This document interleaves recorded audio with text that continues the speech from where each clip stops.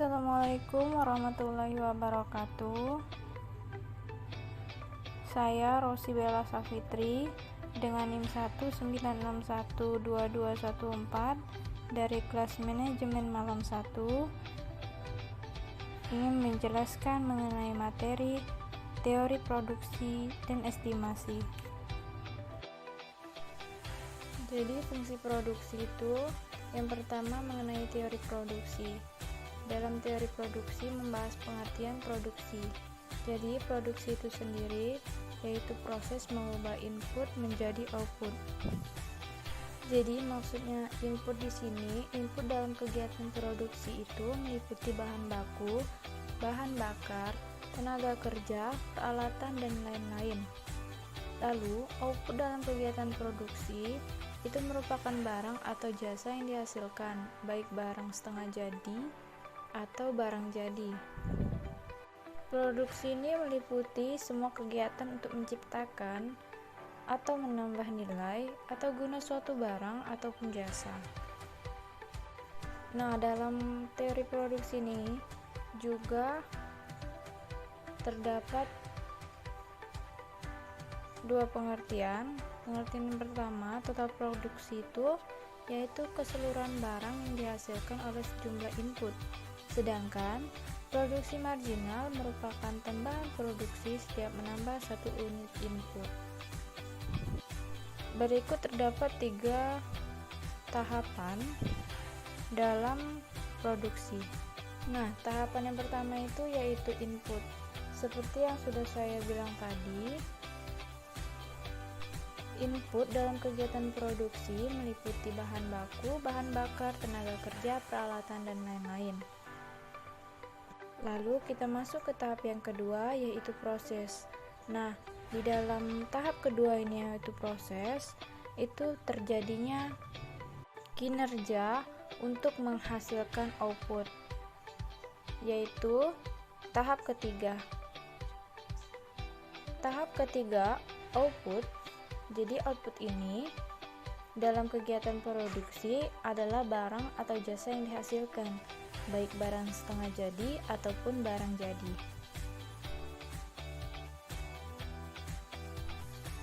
Baik, lanjut lagi, yaitu terminologi penting dalam teori produksi. Dalam terminologi penting dalam teori produksi membahas empat hal. Yang pertama, fungsi produksi. Yang kedua, biaya produksi minimum. Yang ketiga, jangka waktu analisis. Dan yang terakhir, yang keempat, perusahaan dan industri. Nah, yang pertama, fungsi produksi. Fungsi produksi ini menunjukkan hubungan antara faktor-faktor produksi atau input dan tingkat produksi yang diciptakan atau output. Dengan kata lain juga, fungsi produksi merupakan jumlah maksimum yang dapat dihasilkan dengan pemakaian sejumlah input tertentu dengan menggunakan teknologi tertentu. Nah, jadi dalam proses produksi ini memiliki sistem matematis yang dapat disimbolkan dengan Q sama dengan F dalam kurung K fungsi dari K L, R, dan T, di mana Q ini menunjukkan produksi ataupun produk, atau bisa juga melambangkan output, sedangkan output itu besar kecilnya gantung kepada besar kecilnya input yang digunakan.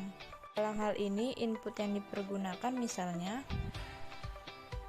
modal, tenaga kerja, kekayaan alam, dan teknologi. Nah, lanjut lagi pada pembahasan yang kedua, biaya produksi minimum.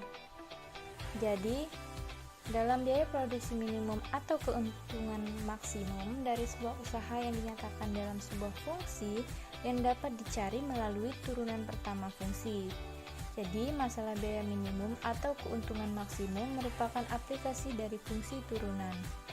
Masalah minimumkan atau memaksimalkan cukup banyak bermanfaat dalam kegiatan produksi sehari-hari. Contoh, masalah minimum yang terdapat pada bagian cara biaya produksi dari suatu usaha. Nah, atau bagaimana menghitung banyak hari yang diperlukan agar suatu proyek mendapatkan keuntungan yang maksimum. Lalu, yang ketiga, jangka waktu analisis. Jadi, jangka waktu analisis yang dimaksud adalah kesempatan untuk mengetahui informasi-informasi atau perubahan-perubahan yang terjadi di pasar. Nah, jangka waktu analisis ini terdapat dibedakan menjadi dua, yaitu yang pertama jangka pendek atau short run, dan yang kedua jangka panjang atau long run. Yang dimaksud dengan jangka pendek atau short run yaitu jangka waktu ketika input variabel dapat disesuaikan, namun input tetap tidak dapat diubah. Nah, jadi pada umumnya faktor produksi yang dianggap variabel adalah tenaga kerja. Lalu, modal, tanah, dan teknologi dianggap tetap atau konstan. Lalu, jangka panjang atau long run itu merupakan suatu waktu di mana seluruh input variabel maupun tetap yang digunakan perusahaan dapat diubah. Nah, faktor yang keempat yaitu perusahaan dan industri. Jadi tentu dalam teori produksi, dalam produksi ini penting sekali adanya perusahaan dan industri guna untuk memasarkan produk yang dihasilkan. Lanjut lagi, nah hukum hasil lebih yang semakin berkurang atau law of diminishing return. Nah, jadi di sini berbunyi, jika tenaga kerja terus-menerus ditambah, mulanya produksi total akan semakin banyak tambahannya. Tetapi sesudah mencapai tingkat tertentu, produksi tambahan akan semakin berkurang dan akhirnya negatif, dan ini menyebabkan tambahan produksi total semakin lambat dan akhirnya ia mencapai tingkat yang maksimal. Nah, lanjut lagi pada beberapa pengertian penting dalam teori produksi. Nah, terdapat tiga pengertian. Pengertian yang pertama, produk total atau total produk, yaitu keseluruhan output yang dihasilkan dari hasil penggunaan sejumlah faktor produksi tertentu. Nah, yang kedua, produk rata-rata atau average product, yaitu produksi yang dihasilkan oleh satu orang tenaga kerja atau input variabel. Nah, dapat disimbolkan dengan AP sama dengan TP per L. Yang ketiga, produk marginal atau marginal product, yaitu tambahan produk yang diakibatkan oleh bertambahnya seorang tenaga kerja dan sebaliknya. Nah, dapat disimbolkan dengan TP per L. Nah, lanjut pada selanjutnya, yaitu dapat dijelaskan mengenai tabel pengaruh perubahan tenaga kerja atas produksi beras. Nah, di sini terdapat tanah,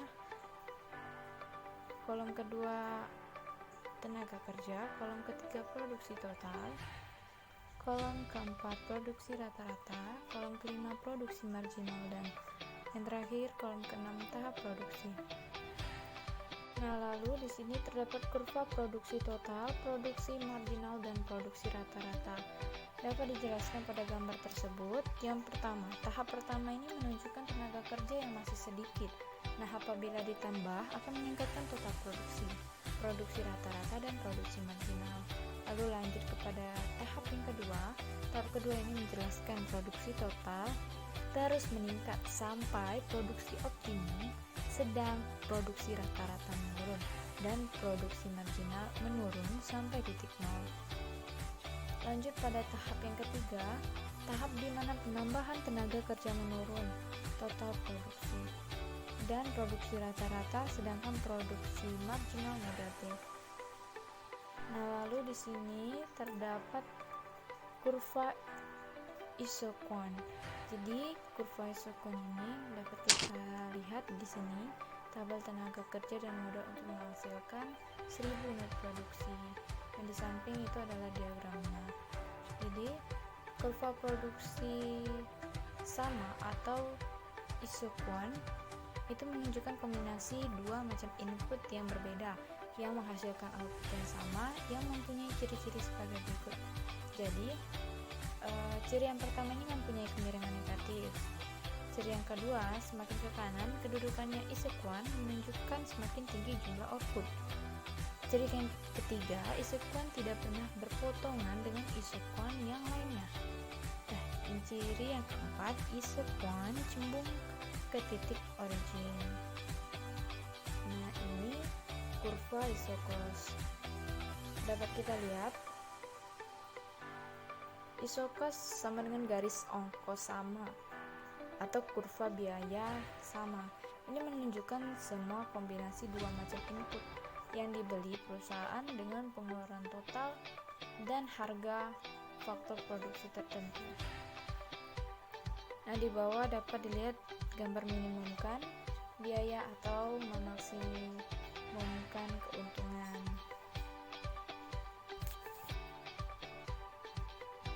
Baik, lanjut lagi pada pembahasan yang kedua mengenai estimasi. Jadi, estimasi ini adalah suatu pengukuran yang didasarkan pada hasil kuantitatif atau hasil yang akurasinya dapat diukur dengan angka. Estimasi biasanya digunakan dengan menggunakan perhitungan angka sebagai tolak ukur yang jelas dan pasti. Misalnya seperti estimasi statistik pada proyek sensus penduduk, estimasi biaya pengerjaan proyek, estimasi biaya untuk menggelar suatu acara, dan lain sebagainya. Lalu, manfaat penyusunan estimasi. Nah, terdapat beberapa manfaat dalam penyusunan estimasi, di antara lain, yang pertama, unsur yang membantu dan mendukung dalam menciptakan keputusan yang baik.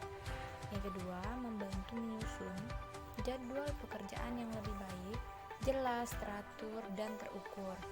Yang ketiga, membantu menentukan berapa lama proyek dapat dikerjakan dan berapa perkiraan besaran biayanya.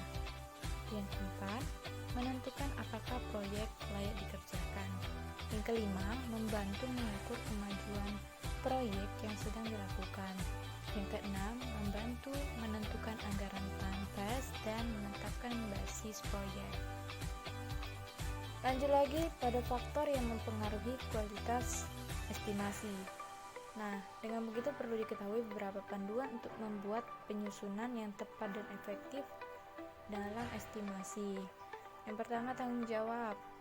Yang kedua, menggunakan beberapa orang untuk menyusun estimasi. Yang ketiga, kondisinya normal. Yang keempat, unit waktu yang mencukupi. Yang kelima, independensi atau bersikap netral dan tidak berpihak. Yang terakhir, yang keenam, menambahkan penilaian risiko pada estimasi untuk membantu menghindari berbagai masalah. Nah, setelah mengetahui beberapa manfaat dari penyusunan estimasi, untuk mempermudah pemahaman kita, akan dijelaskan mengenai salah satu contoh estimasi, yaitu estimasi biaya.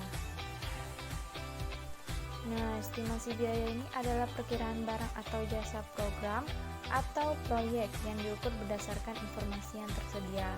Bukan hanya itu, estimasi biaya juga dipahami sebagai dokumen yang terus berkembang dan digunakan di seluruh tahap dalam proses pengerjaan proyek. Lalu terdapat gambaran penyusunan estimasi biaya. Jadi, gambaran penyusunan estimasi biaya itu meliputi beberapa sebagai berikut. Yang pertama ini pengerjaan konstruksi. Jadi maksudnya estimasi berupa biaya bahan bangunan, biaya operasional alat berat, ataupun pekerja bangunan. Nah, gambaran yang kedua ini jasa. Nah, estimasi bisa berupa tenaga kerja profesional dan perkiraan upah yang akan diberikan berdasarkan hasil kerja yang dilakukan. Nah, yang terakhir itu, yang ketiga, yaitu barang. Jadi, estimasi barang ini berupa perbandingan barang serupa atau juga kemungkinan penurunan biaya ketika terjadi skala ekonomis. Baik, sekian penjelasan mengenai teori produksi dan estimasi. Apabila terdapat salah dan silap kata, mohon dimaafkan. Semoga video yang saya tayangkan ini bermanfaat buat kalian semua. Thank you for watching.